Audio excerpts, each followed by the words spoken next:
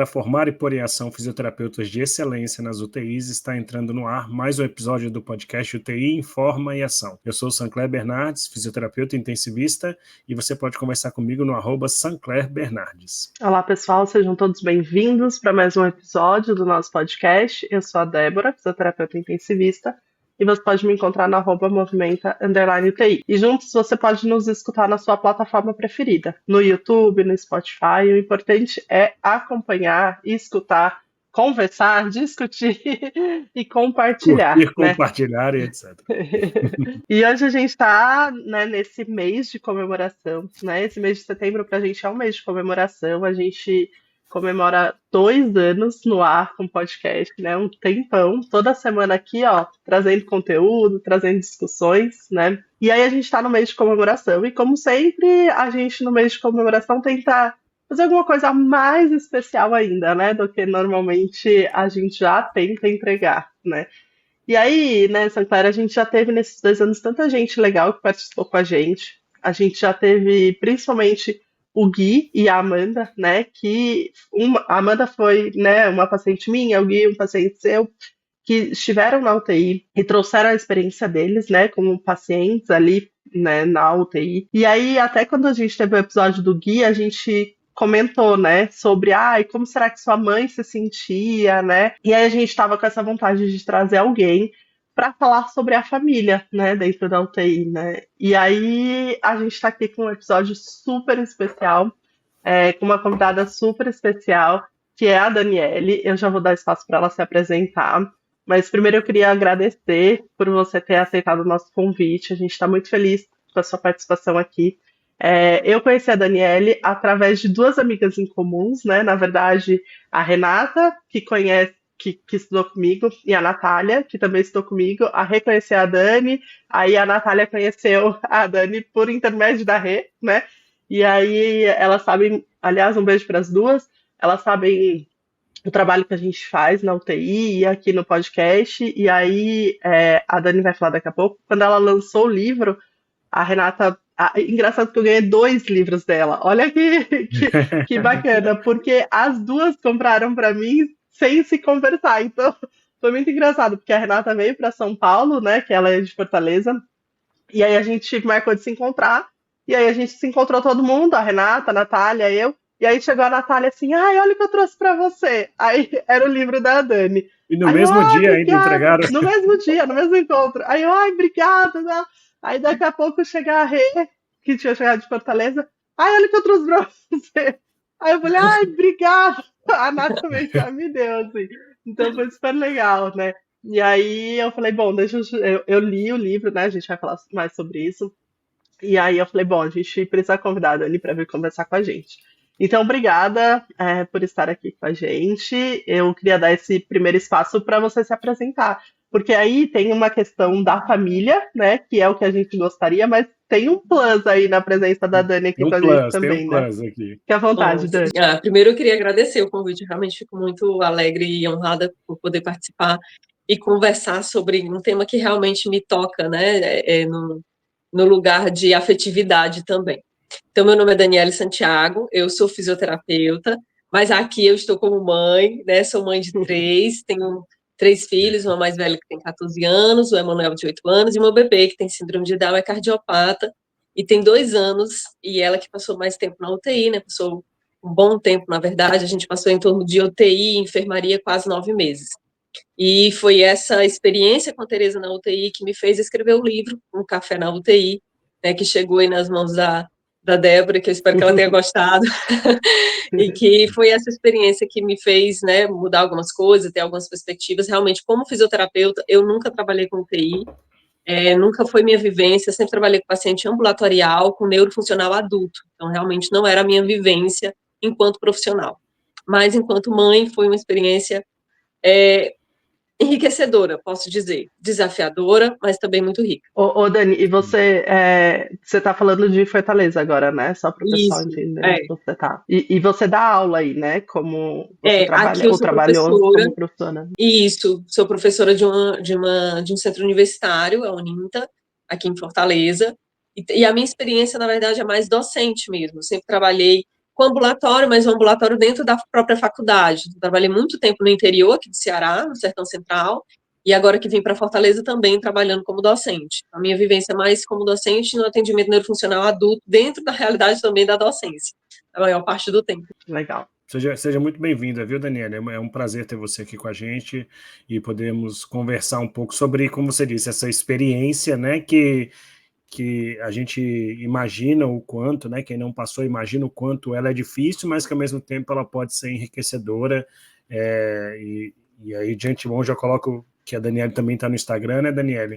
E ela tem um trabalho lá bastante interessante, compartilhando muito de todas essas nuances do tempo que ela teve com a Teresa no hospital e principalmente traduzindo isso para o dia a dia como pessoa, né? O seu trabalho lá no Instagram, você fala muito sobre resiliência, fé, e é muito bonito o seu trabalho lá.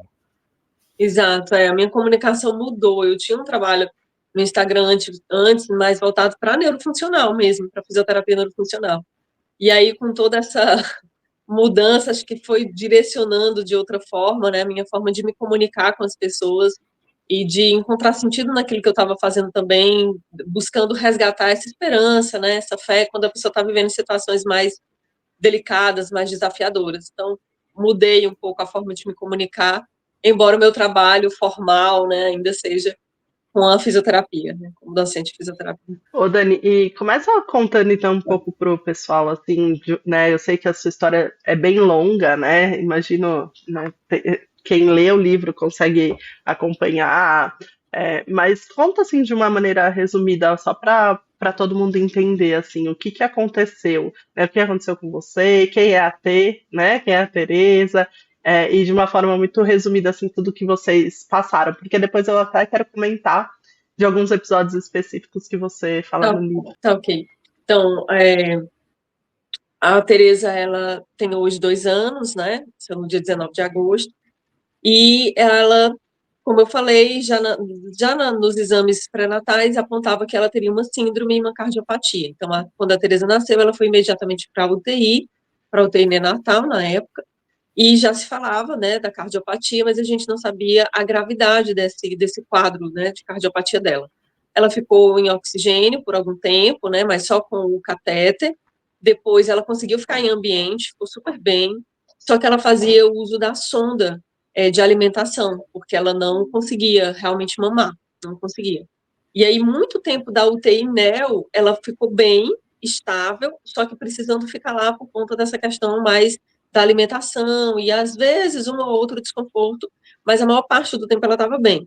Ela recebeu alta para a enfermaria, ficamos na enfermaria até o finalzinho de dezembro de 2022, finalzinho de dezembro, dia 20, a gente recebeu alta para casa e passamos 6 dias em casa. Depois desses 6 dias, a Teresa volta para o hospital com uma infecção, e aí ela passa o período mais grave dela na UTI pediátrica.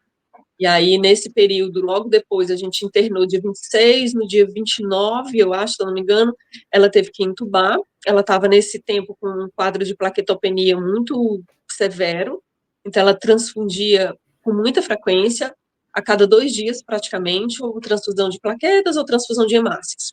Quando ela conseguiu estabilizar esse quadro de plaquetopenia, ela entrou numa infecção, num choque séptico. Então, ela realmente ficou muito, muito grave, mas a gente teve ali uma equipe muito boa, né, de um cuidado rápido e muito eficaz, e com a nossa fé também, ela conseguiu sair desse quadro de choque séptico por mais ou menos uma semana, só que praticamente na semana seguinte, ainda naquela semana ela começou a ter crises de hipertensão pulmonar, o que levou ela a fazer uma cirurgia de bandagem, muito próximo ali do período em que ela saiu do choque. Ela não suportava fazer uma cirurgia maior, embora ela precisasse, mas tinha que fazer só uma paliativa. Então, ela fez uma cirurgia de bandagem ali no final de fevereiro de 2023. E aí, depois que ela fez a cirurgia, ela foi ascendendo, né? Ela foi melhorando a cada tempo, e aí foi fazendo, de certo modo, conseguiu extubar, depois ela foi para a VNI, depois para o FUTAF, depois foi para o catéter, até a gente conseguir receber alta. Nesse período, ela ficava alternando muito atelectasias, com muita frequência, né, por conta da desnutrição, da própria hipotonia do Down, Então, ela fazia muitas atelectasias, então a fisioterapia trabalhava muito, diariamente, 3, 4 vezes por dia, no normal, né? E às vezes até mais do que isso. E a gente conseguiu receber alta em maio. Dia 10 de maio, a Tereza conseguiu receber alta. Quase 9 meses depois, a gente recebeu alta no dia 10 de maio de 2023. No dia 19, ela faria 9 meses, né? Então, a gente conseguiu passar um bom tempo em casa. Em julho, a gente ainda passou mais 2 meses de novo na UTI. E nesse ano, em março, ela fez a correção total, correção do DSAV. Esse era o probleminha que ela tinha no coração. Então, hoje ela está super bem, assim, está bem, está esperta, já está dando os primeiros passinhos, está muito bem, graças a Deus. Deixa eu fazer uma pergunta, Débora. Dani, como é que foi, assim, você falou que você não é da área da UTI, né, apesar de ser da área da saúde, como é que foi que você, o sentimento de quando você soube que ia ter que ficar um bom tempo dentro da UTI com a sua filha? Então, Como que chacoalhou, assim, para você em relação a essa notícia? assim, eu acredito que uma das coisas que não deixou a gente ficar mais angustiada era não saber que seria tanto tempo. Na verdade, naquele momento, as perspectivas lá no começo da UTI NEO, as perspectivas eram de que daqui a pouco ela iria sair. Então, assim, quando ela foi para a UTI, eu fiquei no quarto esperando a todo instante que ela iria chegar. Então, em nenhum momento eu imaginei que iria passar quase 9 meses na UTI. Né? Eu acho que ir descobrindo isso e vivendo cada dia, vivendo, né, cada momento, isso ia nos situando na situação e não nos desesperando, né? Porque se a gente pensasse, poxa, vai ser 1 ano, vai ser 9 meses, né? Isso é mais angustiante. Então, eu posso dizer que aquele momento dela estar na UTI, a princípio, não foi tão angustiante, porque eu realmente pensava que a qualquer momento ela iria chegar no quarto. Quando o médico veio me dar alta, que aí sim ele disse, ó, você já pode ir para casa, mas a bebê vai ficar, aí foi um momento mais, assim, que eu senti, então é um pouco mais grave do que eu estava pensando, né? Então ela vai ter que ficar. E eu disse, não, mas deixa eu ficar esperando ela. Ele, não, mas ela pode passar mais tempo. Aí ele foi, aos poucos, né, colocando que a situação talvez fosse um pouco mais grave né, do que eu estava pensando. E naquele período, quando eu a tive, eu estava com Covid. E aí eu não podia visitá-la. Então eu tinha que realmente ficar afastado. Foi bem sofrido nessa fase, assim, foi bem sofrido porque eu não podia sequer visitá-la. Meu esposo ia, também não podia entrar porque ele estava convivendo comigo. Então não podia ver a bebê, a gente via de longe, só pegava uma informação. Foi um momento de muita, da gente não ter muitas informações, a gente tinha poucas informações. O contato com a UTI também não era tão fácil, né, para ficar ligando, para ter informações dela, e era um momento bem angustiante, assim, né, de ter que, não tinha como amamentar, né, ter que desmamar para poder levar o leite para ela, então era todo um sofrimento da cirurgia, psicológico, né, então realmente foi um tempo bem desafiador. Muitas coisas, né, ao mesmo tempo. Muitas coisas, né? Exatamente. Ô, Dani, e quando você, principalmente nessa segunda vez, né, quem lê o livro, assim, é angustiante, assim, né, de ler quando ela entra, né, quando ela faz o choque séptico, né, e a Dani relatando, assim, com detalhes. Nesse período da UTI, né, agora nessa segunda vez, que foi a mais grave, o que era mais difícil lá?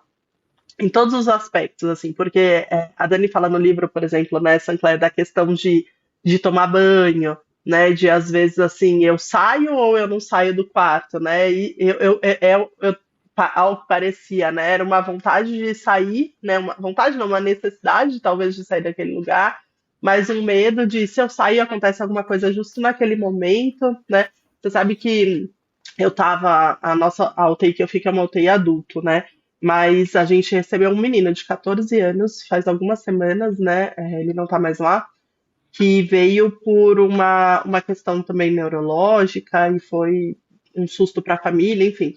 E aí os pais ficavam se revezando, né? E teve um dia que o pai dele falou assim, Débora, eu tô com um carro num lugar onde depois das sei lá que horas eu vou levar multa. Será que eu posso sair da UTI para trocar meu carro de lugar? E aí, naquele dia, eu me dei conta, assim, né? Eu falei, gente, será que a gente não conversou o suficiente com ele? a ponto dele entender que, assim, é a gente que vai ficar 24 horas, o cuidado é nosso, né? Que, obviamente, ele, como pai, ele quer ficar, mas que ele pode sair, suprir as necessidades, sejam elas quais forem, né, deles. E aí eu queria que você falasse um pouquinho disso, assim, então, que é o que a gente queria discutir nesse episódio, né? Como é, né? Como é ser um familiar ali dentro da unidade de terapia intensiva, onde é 24 horas do cuidado. Você fala muito no livro também dos barulhos, né? Que era impossível dormir à noite por conta, né, dos barulhos constantes. Então eu queria que você contasse um pouquinho pra gente, assim, como é ser um familiar ali dentro da UTI.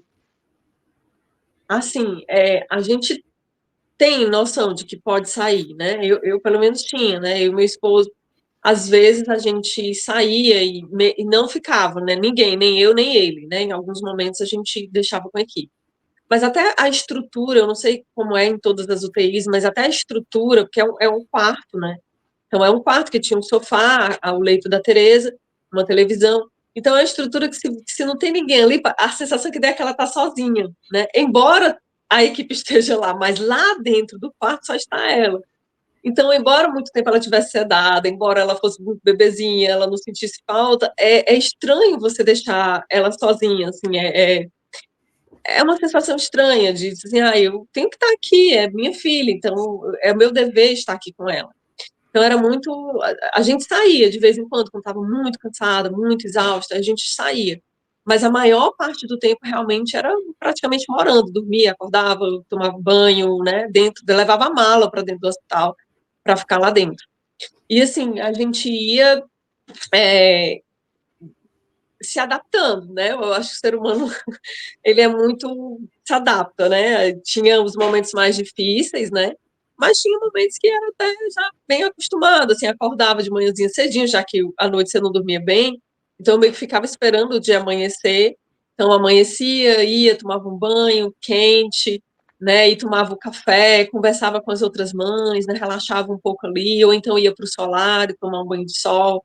Então você vai conseguindo com o tempo criando uma rotina que faz bem dentro do que é possível, obviamente, né? É longe de ser algo Ameniza, né, pelo agradável. menos. Pelo menos para amenizar um pouquinho, né? Pelo É, menos para então, amenizar um pouco, né, o dia a dia. exato, é longe de ser o que você quer, mas dentro daquela realidade você vai. Eu sempre dizia assim uma frase que eu carregava comigo: não precisa ser pior do que já é.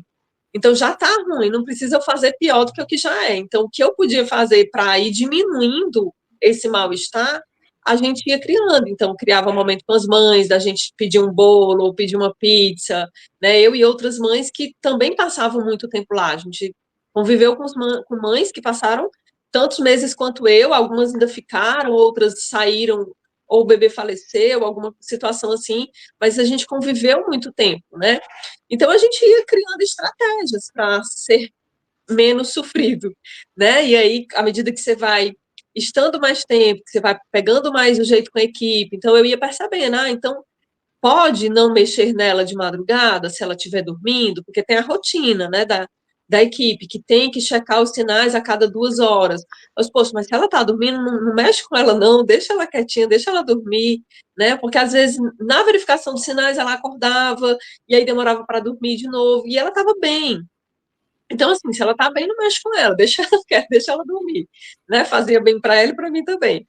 E, ao mesmo tempo, quando ela não estava tão bem, quando a gente saía, é claro que a equipe está lá e era uma equipe muito solícita, mas a equipe é de todo mundo. E eu estava ali só para a Tereza. Então, eu sei que tem uma físio muito dedicada, mas é uma físio muito dedicada a alguns pacientes, 10 pacientes, 6 pacientes. Eu estava ali só para ela. Então, não tinha como passar despercebido alguma coisa. Que para uma outra pessoa, para uma técnica, para uma outra pessoa, dentro do contexto de muita gente, né, de muitas crianças, e às vezes muitas crianças graves ao mesmo tempo, podia passar alguma coisa despercebida que eu estando ali, né, era essa a sensação que eu tinha. Não, eu aqui não tenho como eu não chegar. Ela está aqui do meu lado, eu estou só para ela. Então, isso não me deixava, às vezes, sair, né? Então, eu dizia, não, eu tenho que estar aqui, porque qualquer coisa que aconteça, eu consigo chamar mais rápido alguém. E tinha noite que era assim mesmo. Era de não dar sossego a ninguém. A pessoa termina, quando ela tinha as crises de HP, era o físio sentar na cadeira, eu dizia, volta, porque ela já não tá bem de novo. Aí ele vinha, abusava, sentava lá, volta, que ela já não tá bem de novo. Era assim, físio a madrugada praticamente inteira, de cada 1 hora, cada 30 minutos, né? Quando ela tava mais grave, era assim. E isso você colocou no começo dessa sua fala, bem interessante, que assim, você até sabe que você vai sair, mas tem a equipe, mas é no ritmo da equipe, né? É com o cuidado da equipe. E é óbvio que quando familiar, a gente quer o cuidado técnico, mas a gente também quer o cuidado familiar, do carinho, etc. Né? Não que a equipe não faça isso, mas a equipe faz isso dentro do jeito equipe de saúde, e não dentro do jeito mãe, pai, né, parente, etc. Então, tem essa questão bem. É um detalhe, mas que para você faz toda a diferença lá dentro, né? E como é que era em relação a você ver diferença entre as equipes, entre os profissionais? Não entre a classe profissional, mas, por exemplo, você sabia que tinha plantão que você falava, esse plantão eu fico mais tranquilo se eu precisar ir ali tomar um banho, esse eu fico menos tranquilo. Como é que era essa dinâmica? Tem sim, tem sim, né? É inevitável, assim. E assim, eu posso dizer que a gente teve sorte no sentido de que muitas mesmo técnicas, enfermeiras, médicas, assim, tinham muito carinho, né? Inclusive, às vezes, de dar colo, né? Inclusive, às vezes, de ter essa afetividade, né? O que eu achava fantástico e, assim, me tomava meu coração quando eu via, né, ela no colo de alguém acalentando, que eu sei que não era obrigação da técnica, né? Então, aquilo ia para além da obrigação. Mas é claro que tinha, obviamente, como em qualquer lugar, tem aquelas pessoas que você se sente mais tranquila, mais segura, né?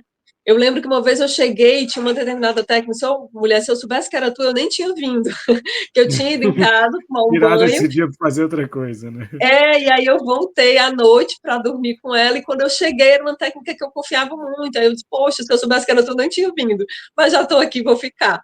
Então, e no trato, né, no jeito, não era só a habilidade técnica, mas a habilidade de não deixar, às vezes, do barulho, uma coisa simples, que nessa coisa simples, às vezes, acorda o bebê, tipo, o barulho da tampa do cesto de lixo. É um detalhe, e que óbvio que a pessoa que está fazendo no automático, ela não vai ficar freando o pé dela para ir baixando devagar o cesto do lixo. Ela nem percebe, mas para quem está ali, percebe, e é um barulho suficiente para acordar. Às vezes a minha, às vezes o bebê.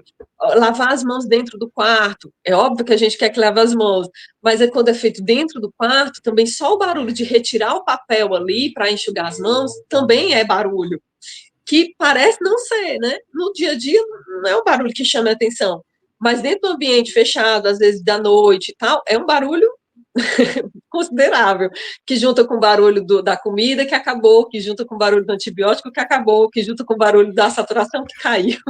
Então, N barulhos que você deita, assim, que você passa um segundo, aí começou a bomba a apitar de não sei o quê, aí você levanta e desliga a bomba. E eles dizem, não, mas tem que esperar a técnica vir. Nunca que a gente ia esperar, né? Você vai desligar logo, você não quer aquele barulho no seu ouvido, né? Depois você chama a técnica, mas na hora você, não. Deixa eu resolver logo isso aqui. E aí, realmente são muitos barulhos, e tinha pessoas que você sente mais segurança, né? Algumas físios que eu dizia, ai, agora dá para respirar, porque sabendo que essa pessoa chegou, a essa talectasia vai-se embora, porque tinha a manualidade, o conhecimento, juntava as duas coisas, né? De técnica, sensibilidade humana, mais o conhecimento que você via, e a expertise, né? A segurança que a pessoa tinha de fazer aquilo ali. Eu, enquanto físio, ficava olhando e dizia assim, mulher, não tinha perigo. Eu já não gostava antes de trabalhar com TI, agora é que eu não quero de jeito nenhum. Porque eu Com vi que a certeza, né? criança ficava. Não, certeza, assim. Ela ficava cansadinha, aí ela vinha, botava oxigênio, a Tereza respirava um pouquinho, ela soltava e vamos de novo. E, né, assim, para quem está de fora vendo, meu Deus, isso não vai dar certo. Mas a expertise, a segurança com que ela passava, eu ficava tranquila, né? Apesar de dizer, eu não faria isso aí, né? Eu jamais faria isso aí. Mas dava segurança sim, tinha alguns mais, outros menos. Ô, Dani, e aí, juntando meio que essas duas conversas, assim, né? O que você acha, assim, agora, né, fora da UTI, e se você pudesse, né, que é esse o nosso objetivo, né, passar esse recado para os profissionais, né? o que que ameniza a situação ali, né, do familiar que está na UTI, né? Você falou do barulho, por exemplo, né? Você consegue pensar em outras coisas, né? Em outros exemplos, enfim. Se a gente pudesse, né, fazer uma lista assim de coisas que amenizam, acho que tem uma passagem no seu livro também que você fala do café, né? Que te trazia um café também. E aí eu queria aproveitar também para te pedir para você contar dentro desse contexto do que ameniza, né? A história de quando ela até estava na não invasiva e aí colocaram no seu colo, né? Então, assim, eu queria que você falasse um pouco para a gente sobre, na sua visão como familiar, né? O que que a gente pode fazer para amenizar esse momento, né? Isso, o doutor Eduardo me perguntou algo parecido, e não tem como responder diferente, porque é realmente isso que eu sinto. Assim, quando as pessoas são gentis, a gentileza, ela ajuda muito dentro desse ambiente. Então, você conseguir ser enxergado, eu poderia contar várias situações em que eu fui enxergada, eu não era paciente, né? E que eu, enquanto mãe, fui enxergada, alguém viu a minha situação ali, né? E foram muitas pessoas e diferentes áreas, médicas, enfermeiras, físio, né? De diferentes áreas. Uma que me tocou muito, né, foi a Fran, né, uma das fisioterapeutas de lá, e ela veio, atendeu a Tereza, eu estava na beira do leito da TEI, nesse dia eu estava realmente muito cansada, eu acho que ela viu meu semblante, né, e a Tereza estava espertinha e ela estava muito cansada, eu estava muito cansada, e aí depois que ela atendeu, sem que eu dissesse nada, ela chamou a técnica e disse assim, vamos organizar para colocar a Tereza no colo da Dani no sofá. Então eu deitava no sofá, eu deitei no sofá, e elas colocaram a Tereza no meu colo. E eu sei que isso exigiu um esforço delas, elas tiveram que puxar o ventilador, ajeitar a cama, né, que elas poderiam pensar, não, não é minha obrigação, e de fato não era, a obrigação era atender a Tereza e atender bem, e isso ela tinha feito, né, ela tinha feito e fez muito bem. Mas ela foi além, né? Ela enxergou uma necessidade minha, eu fui enxergada naquele momento, eu fui vista. O meu cansaço foi percebido, né? Porque às vezes na UTI é uma coisa muito assim, não, se a criança estiver bem, você está bem. E não necessariamente, Implícito, né? né?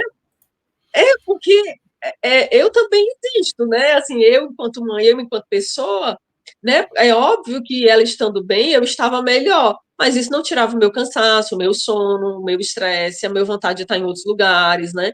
É óbvio que a minha filha estando bem, aquilo já era um ânimo, mas não eliminava todas as outras áreas da minha vida.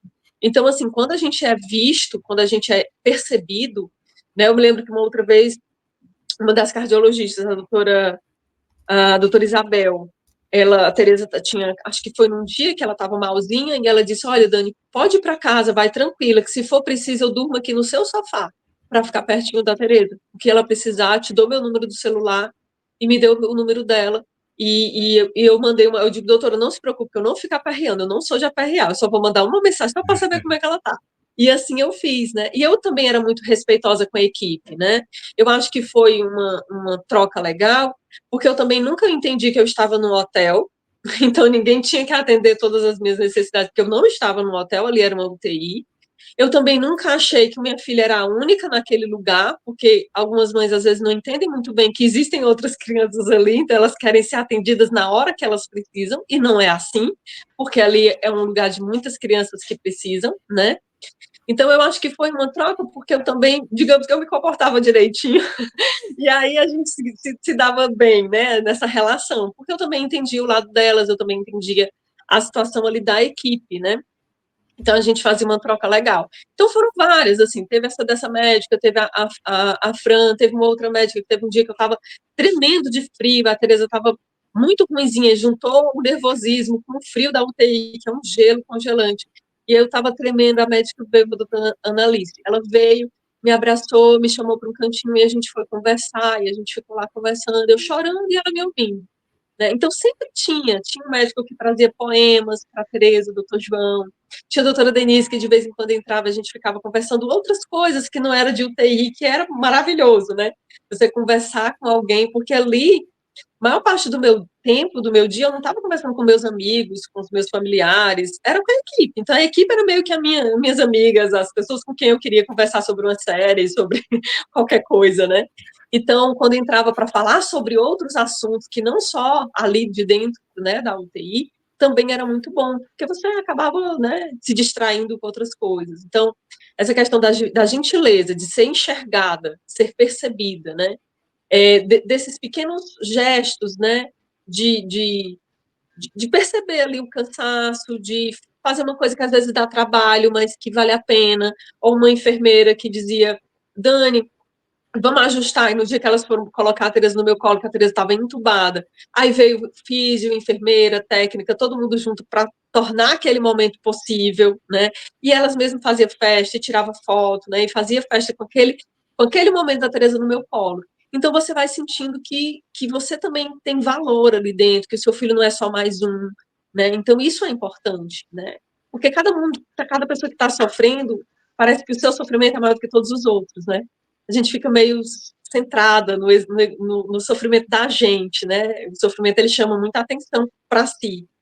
E aí, quando você consegue ser enxergado, parece que alivia um pouco essa necessidade, essa carência, digamos assim, de ser, de ser vista ali de alguma forma. Então, isso, graças a Deus, a gente teve, né? De tantas as formas. Fora a cardiologista da T, a doutora Kleber, que não dá nem para falar assim, do quanto que ela era solícita em qualquer hora do dia, da noite, que mandasse perguntas, doutora, o que está acontecendo? Ela está assim, me mande um vídeo, e ela assistia, de onde ela tivesse, ela conseguia assistir a Tereza. Então, realmente, a gente teve essa sorte.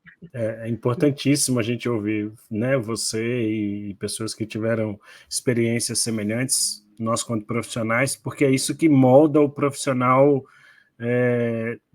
diferenciado, né, dentro do UTI. E veja que você até agora, você praticamente não falou de nada técnico, né? Você até falou que tem a questão da confiança, mas nada é técnico, né?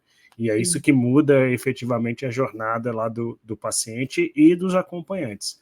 Eu queria fazer uma pergunta, mas não para o lado da Tereza agora. A gente ouviu aqui há um ano atrás, a gente recebeu o Guilherme, que foi um paciente que ficou muito tempo na UTI, e ele relatou um pouco da história dele, e ele falou que um momento marcante, que a mãe dele conta, é que uma vez ela chegou em casa e o irmão dele tava tipo assim, eu estou sofrendo com ele lá, mas eu também estou aqui. Você falou que você tem 3 filhos, você tem outros 2 maiores. Como foi isso, assim? Você, todo o seu foco, toda a sua atenção com a Tereza e seus outros 2 filhos, esse momento, como é? Porque a gente precisa entender isso também, que além de lá você ser uma pessoa com sentimentos para sua filha que está internada, tem uma vida lá fora também da qual você está provavelmente distante, se abdicando no momento para estar ali.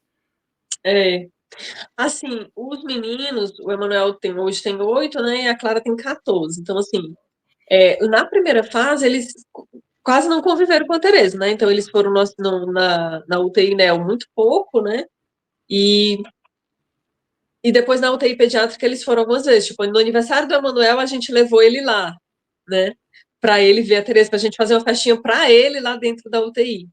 Então, embora eu passasse realmente muito tempo com ela, sempre que eu estava em casa e sempre que a gente podia levar eles, sempre que eu e meu esposo podíamos revezar para que eu pudesse estar com os meninos, a gente tornava isso, tentava pelo menos, né, fazer isso de uma maneira que fosse legal para as crianças. Então, assim, eu lembro que um dia a Teresa estava super mal, assim, com febre o dia inteiro, e foi medicamento em cima de medicamento, e molhando o corpinho dela, e ela não melhorava.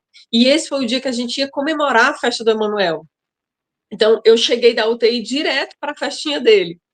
Minha cunhada, com algumas pessoas do condomínio, tinham organizado a festinha, eu cheguei, já estava tudo pronto, e eu cheguei direto, literalmente, do hospital, assim, com a cara cansada, tinha sido um dia exaustivo, e fui direto para a festinha dele.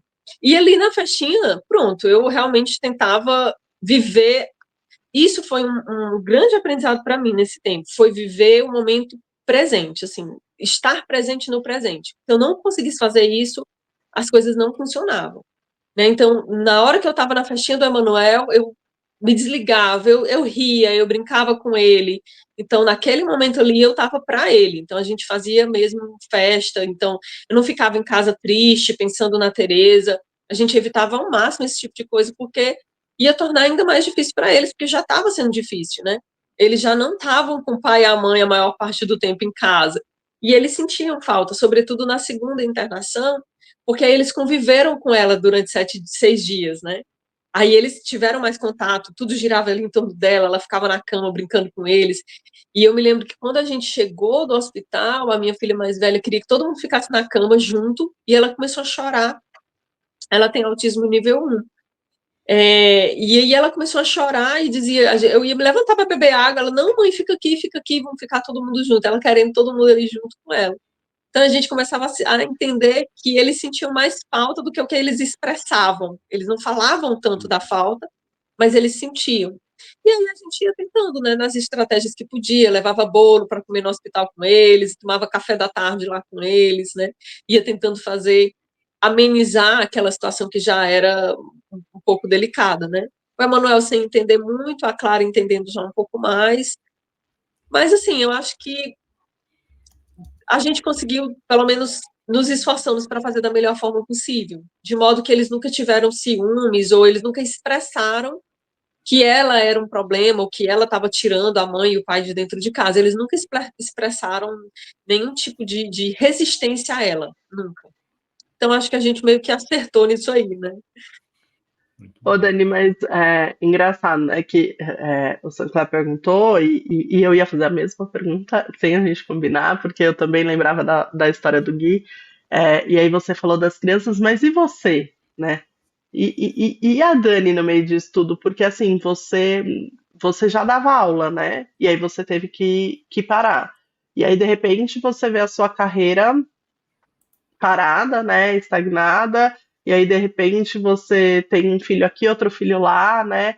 E aí tudo bem, você falou sobre as crianças, você fazia de tudo para as crianças no sentido, mas e você? Como é que você se sentia nessa rotina de vários lugares, nessa rotina de as minhas coisas de repente não acontecem mais, né? Como é que era esse sentimento de você?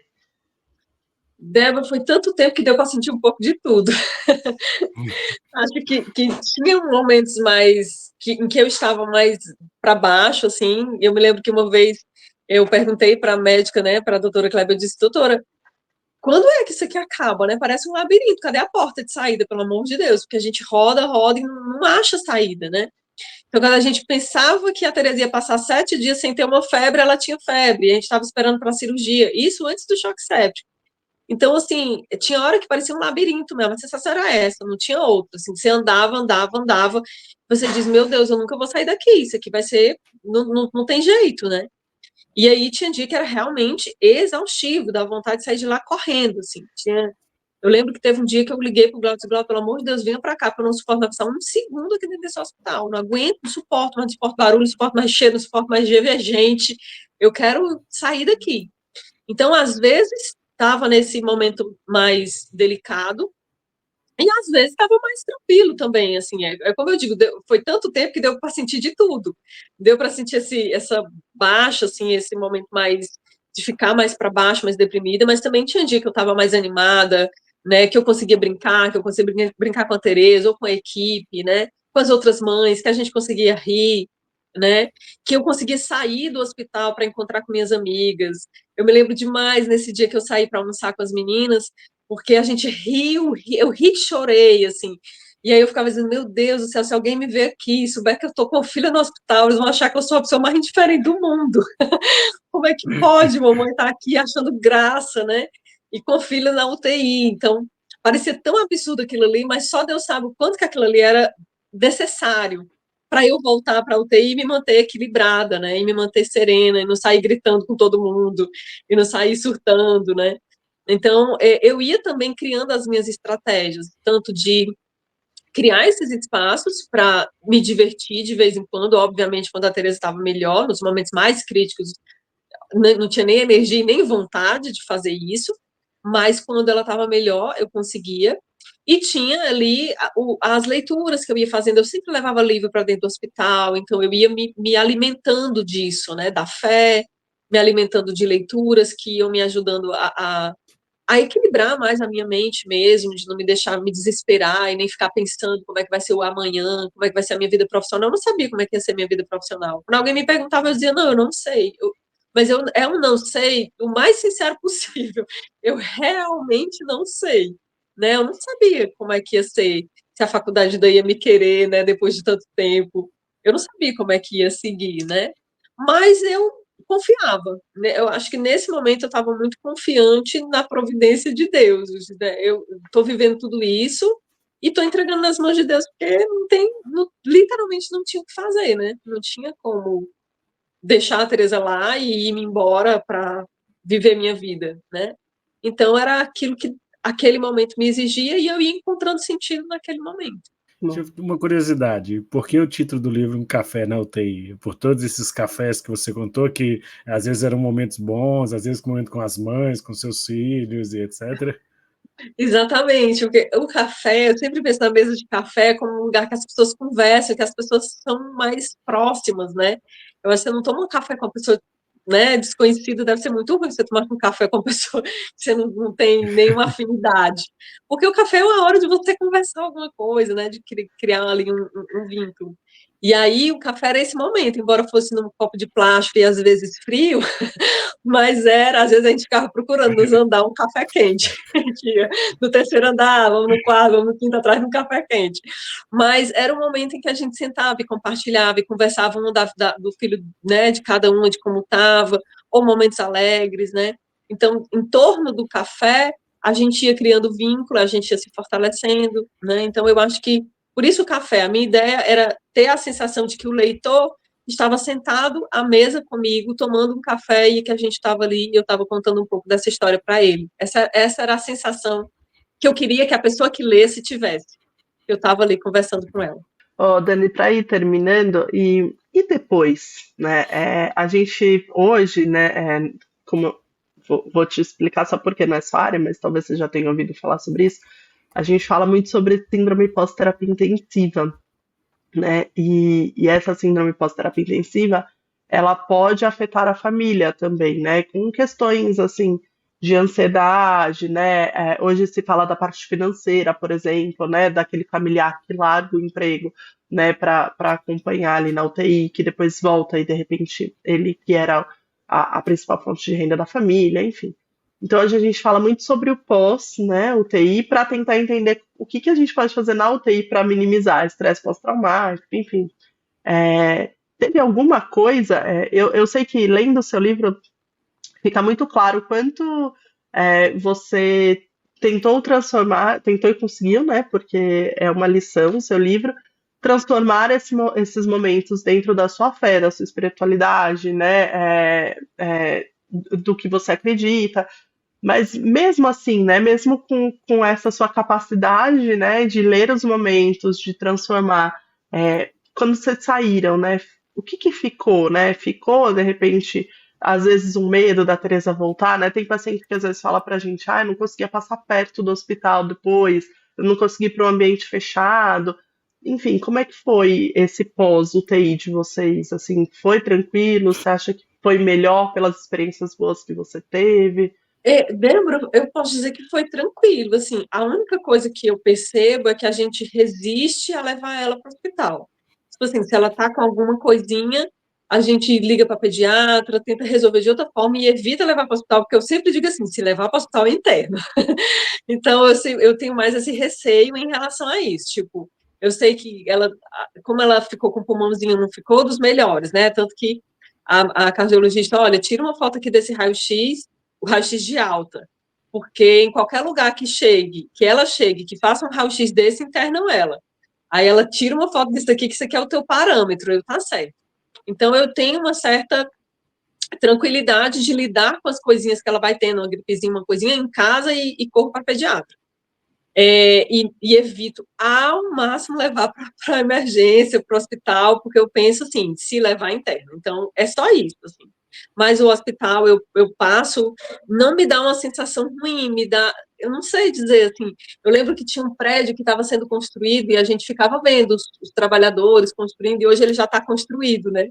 E aí tem aquela música, tá vendo aquele prédio, moço? Eu ajudei a construir. Eu fico brincando, né? Que a gente Vocês viu meio. sentem, né?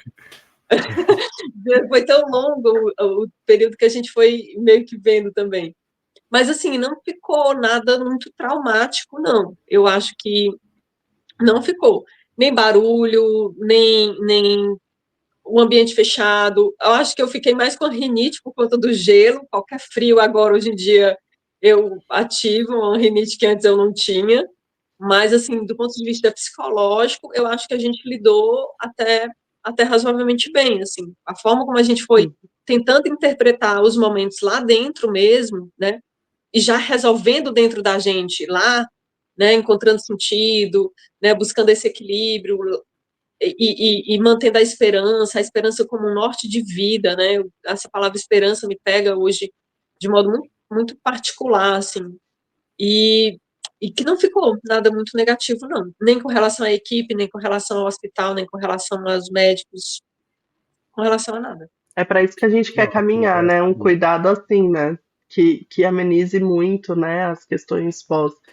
E aí agora é a última mesmo, só se São Clair tiver outra depois, mas agora você como professora, assim, né? Olhando agora para a Dani profissional mesmo e principalmente como professora. São Clair dá aula na Federal do Rio Grande do Norte, né? Eu aqui na USP.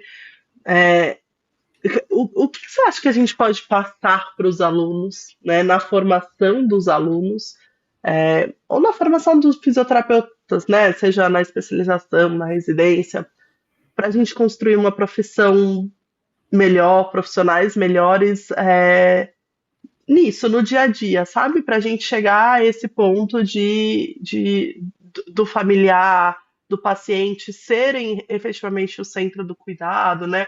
E aí eu aproveito aqui para depois, se você puder, você manda o podcast para a Fran. Não sei se você ainda tem contato com ela, mas aproveitamos aqui, né, Sancler, para deixar os nossos parabéns para a Fran, porque como é bonito, né?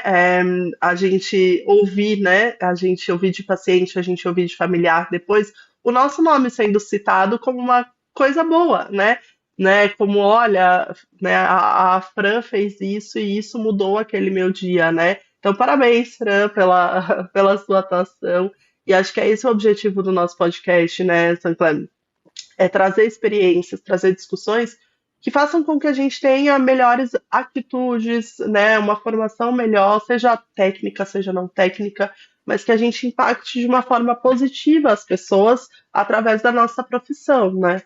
Então, pensando hoje, né, na Dani como professora e pensando na formação das pessoas, dos fisioterapeutas, o que você traz com você da sua experiência? Então, pronto. Essa semana na sábado dessa semana, eu fui dar uma palestra. E é uma coisa que eu falo muito para os meus alunos também, que falei nessa palestra, é uma palestra sobre humanização na UTI.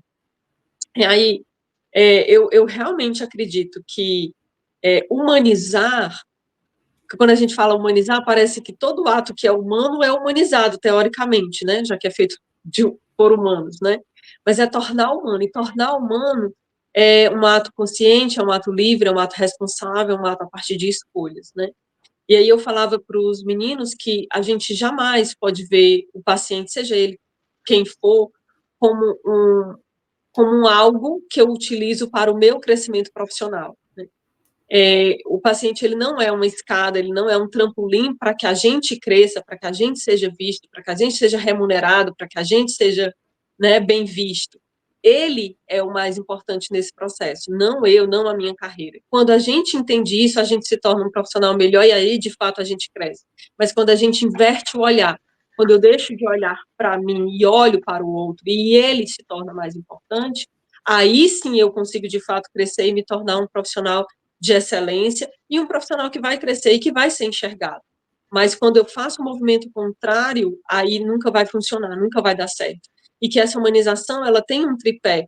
É um profissional que se diga humanizado, porque ele dá bom dia, porque ele é gentil, mas na hora de atender o paciente ele não sabe o que ele está fazendo, ele não é humanizado. Isso não é ser humanizado. Isso não é ser gentil, porque o paciente naquela hora ele precisa ser atendido tecnicamente na necessidade dele. Ele precisa de um profissional hábil, com mãos, com habilidade, e com conhecimento, que saiba o que está fazendo, que saiba mexer, que saiba discutir com o profissional médico, que saiba discutir com os outros profissionais da equipe. Então, não dá para dizer que humanizar é só ser gentil, dar bom dia, ser bem educado. Não é isso. É também isso, mas não se resume a isso. Então, eu falava para os meninos, né, e é o que eu posso dizer para qualquer aluno, e é o que eu digo também para os meus, que humanizar é ser hábil tecnicamente, ter conhecimento cognitivo, intelectual sobre aquele assunto, dominar, e também ser gentil, bem educado, cuidadoso no trato com o paciente. Quando eu tenho essas três coisas, aí sim o paciente passa a ser o mais importante do processo, e eu também posso, né, tenho a possibilidade de crescer como profissional, mas não tornando ele um trampolim. Dessa forma, não. Ele sendo o importante do processo e eu como aquele que acolhe, que cuida, que de fato enxerga o paciente, aí sim eu também posso crescer. Eu só consigo enxergar dessa forma. Daniela, a gente está chegando ao final, infelizmente, né? Eu queria agradecer pela sua participação com a gente no podcast. Eu queria lhe parabenizar pelo livro e por todo esse processo que você pôde compartilhar aqui com a gente hoje, e pela sua força, pela sua fé, e pela maneira, lhe parabenizar pela maneira como você realmente conduziu isso, que eu acho que o reflexo é essa sensação hoje que você tem, que você começou falando, que foi uma época de muito aprendizado, enriquecedora, mesmo com todas as dificuldades. Então, parabéns pelo trabalho e pelo enfrentamento da situação. Eu desejo muita saúde para a Tereza. Eu vi no Instagram, ela é linda e maravilhosa, que ela tenha muitos e muitos anos de vida junto de você, do seu marido, da sua família, que com certeza tudo que passou foi para que ela estivesse com vocês, alegrando cada vez mais os dias de vocês, tá bom? Eu vou passar minha palavra para a Débora. Acho que a Débora tem uma dica aí, né, Débora, para só enfatizar a dica do dia e depois ela passa para você poder encerrar. Bom, Dani, queria te agradecer, né? Acho que foi uma conversa muito, muito importante, né? A gente fica muito feliz, de novo, né, com esse mês de comemoração de 2 anos do nosso podcast, poder receber você aqui, né? E conhecer a sua história, né? Como você enfrentou tudo isso e cumprir um dos propósitos, né, do nosso podcast, que é trazer a visão, né, de quem está lá, de quem é o centro. Então, eu espero que quem escutou esse episódio possa absorver e colocar em prática, né, tudo que você trouxe, né, para a gente, que realmente seja um aprendizado a ponto de modificar aí a nossa prática. Queria deixar a minha sugestão, então, que é o livro da Dani, né?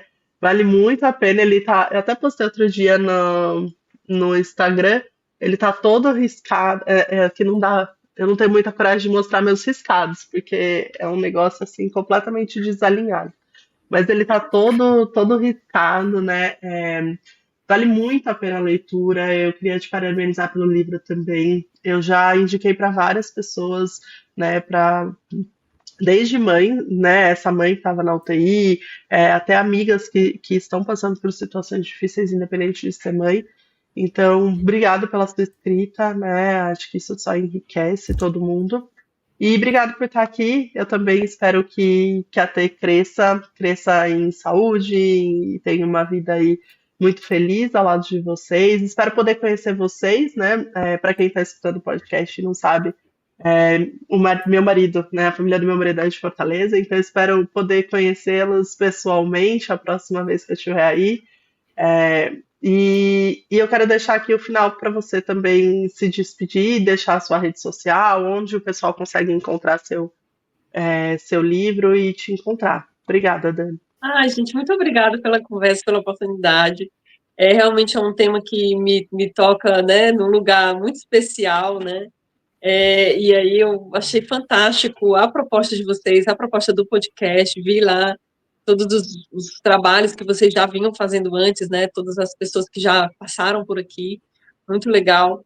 E eu acho que só tem a enriquecer, né? A fisioterapia como um todo é uma área específica, mas todos os profissionais da fisioterapia crescem quando a gente consegue enxergar o paciente, quando a gente consegue enxergar para além, né, do nosso mundinho mais fechadinho. Então, parabéns pelo trabalho de vocês, parabéns pelo projeto, muito obrigada pelo convite, obrigada pela oportunidade, foi muito gostoso conversar com vocês, e é isso, assim, espero conhecê-la. Quando vier, avisa, que aí a gente marca um café. Isso. Fora da UTI. Fora da UTI. Agora todos os meus cafés são fora da UTI. Muito E bom. aí, A gente vai pôr o seu Instagram. Fala e aí depois a gente vai deixar na descrição. arroba Daniele, com 2 L's, arroba a Daniele Santiago. E aí, lá no Instagram, na bio, tem o link para compra do livro, para quem quiser. Muito bom. Então tá bom. Obrigada, pessoal. Obrigada para quem nos acompanhou até agora e a gente se vê no próximo episódio. Tchau.